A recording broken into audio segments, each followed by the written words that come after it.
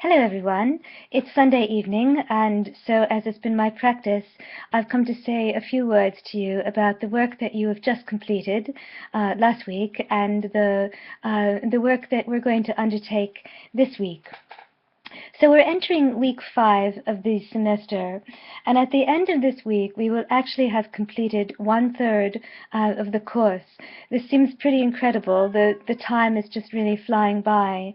But I mention it because it's also going to be important for you to begin to think, if you haven't already, about your final project, your final creative multimodal research project.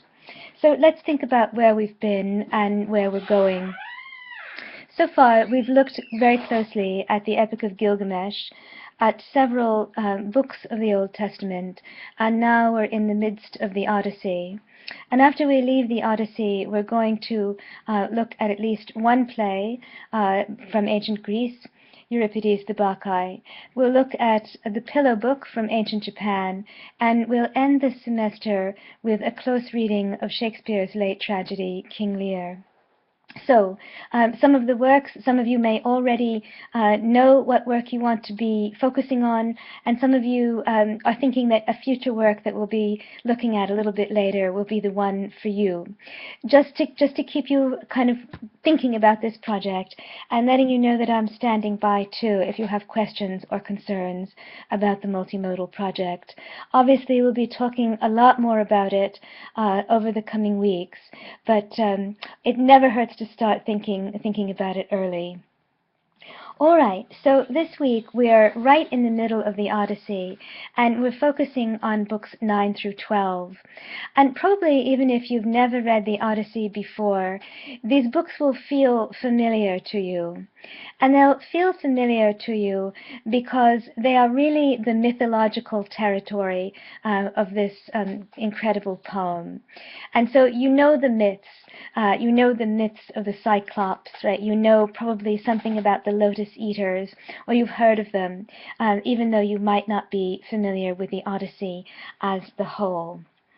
So this week there are two different ways that you can go, right? Everyone will be reading books 9 through 12, and I hope that everyone will be rather caught up with the lecture materials as much as that's possible. I do know it's rather a full complement of lectures for the Odyssey. But we're also returning to one of the problems, beautiful problems with which we began this course, and that is the problem of translation. And so while you're responsible for the reading and the lecture materials, you may decide to go in one of two directions for your writing assignment this week. You may choose to focus on books 9 through 12, or one of those books, or an aspect of one of those books, or you may return to the problems of translation. And if you decide to do the latter, you'll notice that on our Moodle site, I've given you a couple of resources to different translations of the same passages in the Odyssey. So you can look at those, choose 3 that are most interesting to you, or perhaps most different from each other, and reflect on what the translator was trying to accomplish, what you think their theory of translation is, and which one you favor and why. Right? So it's a really critical exercise that you're really going to have to bring all of your knowledge of what translation involves, the various levels of translation, and then you're going to have to look very closely at these passages. It's a wonderful exercise in close reading as well, right? Because translation is about interpretation, right? In order to translate something, you're rather by default interpreting it. So do think closely if you decide to go that way. If you decide to write about an incident or a pattern or an image pattern that you see in books 9 through 12, do have some of these notes perhaps in mind. When we move into books 9 through 12, we're in the part of the poem that many Homeric scholars refer to as the exotica. And I think you'll see right away why that's the case. We're leaving the known world, and if you think about the text as a kind of map, and you imagine, right, we're kind of sailing with Odysseus back from Troy to Ithaca, we're now going way off that map, right, way off the grid. And we're moving right into a kind of parallel world, and that parallel world is the world of Greek mythology. If we look at books 9, 10, and 12, all of them are going to follow a very similar pattern. Right, so when we think about them, we want to think in two ways. Right? We want to think structurally about how these books are related, and we also want to think poetically about how they're related. And when you think structurally and poetically, you're really complementing the same analysis, right? Because structure is always about content, and content in some sense is always searching for the ideal form. So, books 9, 10, and 12, and please notice that I'm leaving book 11 out of this for the moment. Each of these three books presents three adventures. So when you want to look for this kind of triadic structure in each of those books. The first two of the adventures are narrated pretty briefly, and then the third is narrated at some length. The books are also, 9, 10, and 12, are also related by a series of repeating themes. The most obvious one and the most gruesome one may be cannibalism. The second motif, though, I think is at least as interesting and perhaps more interesting, and that is the problem of forgetfulness, and specifically forgetfulness of home, or what the Greeks would have called nostos. And that's a very, very serious threat in the text world of the Odyssey. And the third motif is a motif that runs all the way through this poem from beginning to end, and it really is about the destructiveness of greed.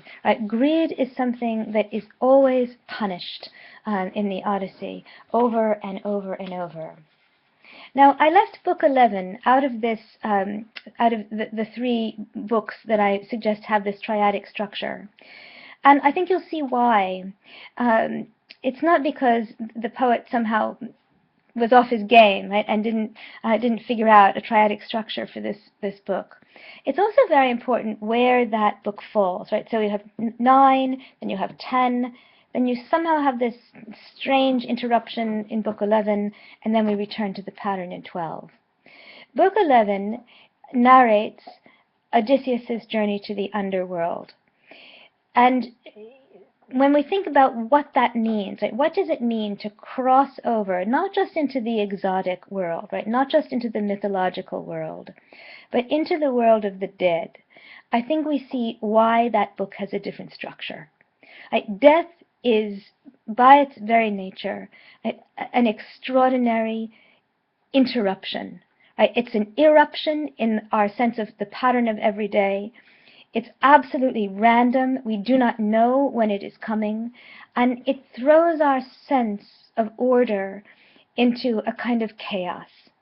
And so the idea that the triadic structure breaks in book 11 is very important. Right? Odysseus has to understand that interruption, right? Understand the potential suddenness of death and the potential randomness and the very idea of the random, right, coming in and changing his entire existence.